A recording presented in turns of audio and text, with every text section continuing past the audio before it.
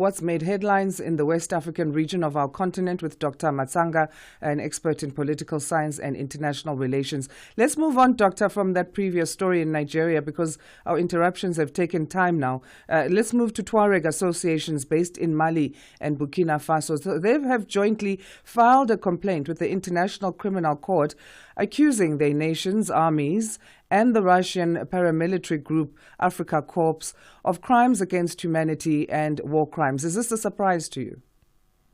It doesn't surprise me because ICC is controlled by the French.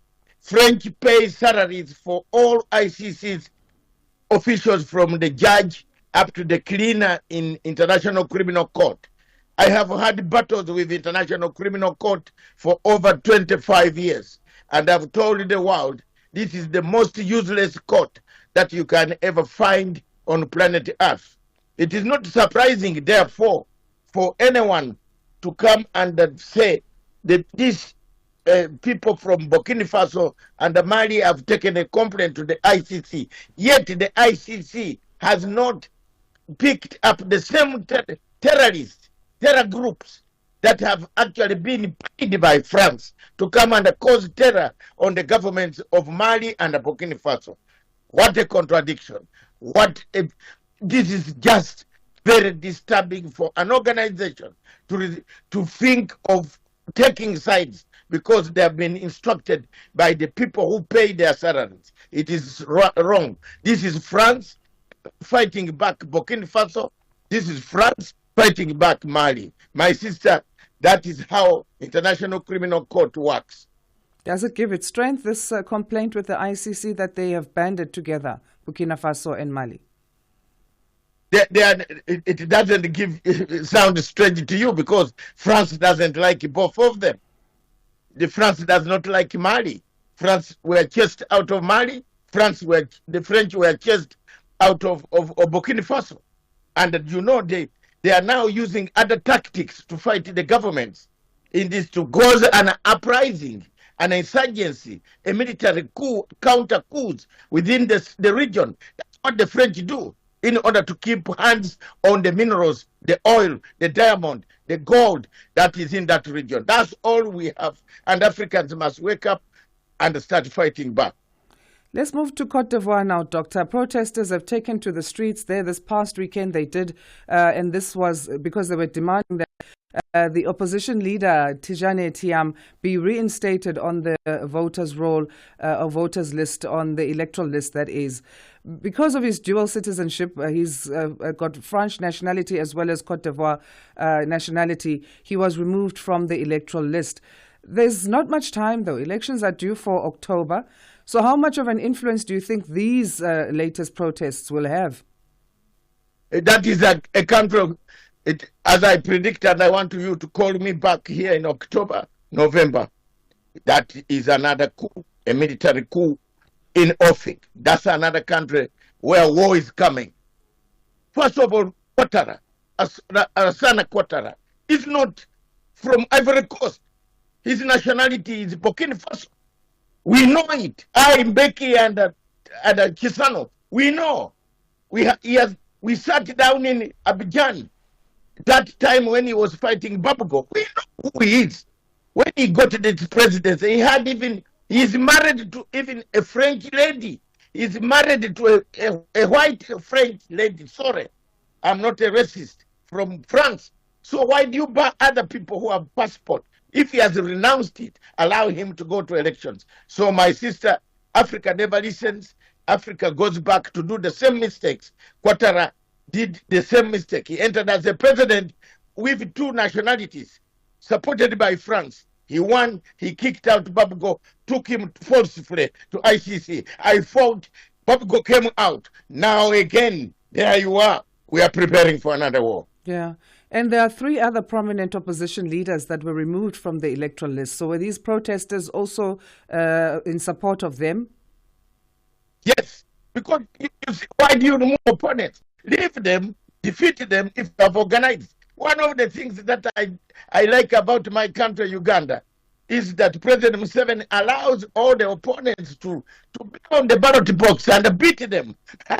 Not because everybody loves the president, because they are fragmented, they are disunited, they have no ideology. Everybody wants power. So Museveni comes and beats them. Leave them to be on the ballot paper. Why do you cause a conflict? If you have got yourself organized, why do you cause a conflict? That Qatar is one of the most useless presidents that we have had in Africa. Can we see a postponement in the elections and they being pushed back from the October set deadline? Yes, we should. African Union, this is where African Union has failed us. The Political and the Diplomatic Commission of African Union Peace Security Committee is the most useless body that we have on the continent of Africa. It has failed us, my sister. It never worked. The only time it worked was when Dlamini Zuma was the chairperson. That lady from South Africa, my good friend, Mulongo live Dlamini Zuma. It worked. She would take up and say, no, this is wrong. But now African Union is dead, waiting for burial. Let's move to Ghana now. The Tertiary Education Commission of Ghana, or the GTEC, has officially prohibited citizens from publicly using honorary doctorate and professional titles. The reason they're given is that they want politicians, religious leaders and business figures to stop misusing these degrees. Do these titles preserve academic integrity? This was a question that was raised even in the country of South Africa in terms of how serious can we take these honorary degrees? Why do these tertiary institutions give them out? Why? That you see, Africa. Let me tell you, my sister, African countries think upside down. Why do you issue them first? The institutions are the ones issuing them. The tertiary institutions in South Africa are the ones that call on Thabo Mbeki, come have your degree. Call on so and so, come have your degree. Why don't you stop the root cause? If there's a jigger in your foot, do you cut off the foot or you go for the figure, the jigger and in that toe and remove it? You know, you are mature, you are an African lady, you know what jiggers are. We all grew up in the rural areas. So look, you don't cut off the leg. The tertiary department should go back in their rules, in the Ministry of Education, and put guidelines. Honorary degrees are part and parcel of education, outstanding achievement that the people have made. So it is a matter of strengthening the institution, not cutting off arbitrarily like a communists and so many other things. Useless people. This is Africa is. You need to be harsh to tell Africans in order for them to wake up. They are always reactive. They are not proactive. Why have they waited for too long? Why doesn't the South African government go to the Ministry of Education and streamline this? Why do you wake up to say, oh, this is this, oh, this is not?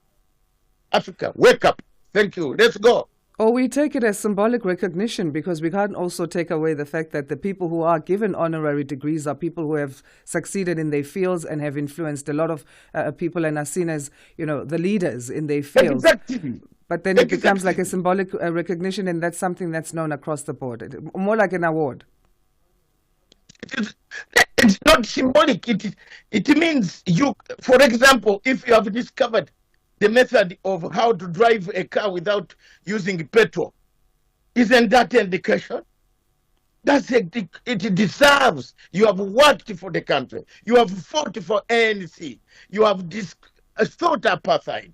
You have destroyed. You have been on television speaking from morning up to evening. You studied the subject. You do this. These are symbolic. These are recognition. What about medals?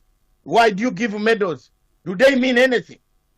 Why do we give medals to people who even butchered us? So just finally, Doctor, let's go to Gabon. They've terminated their Sustainable Fisheries Partnership Agreement with the European Union after 18 years.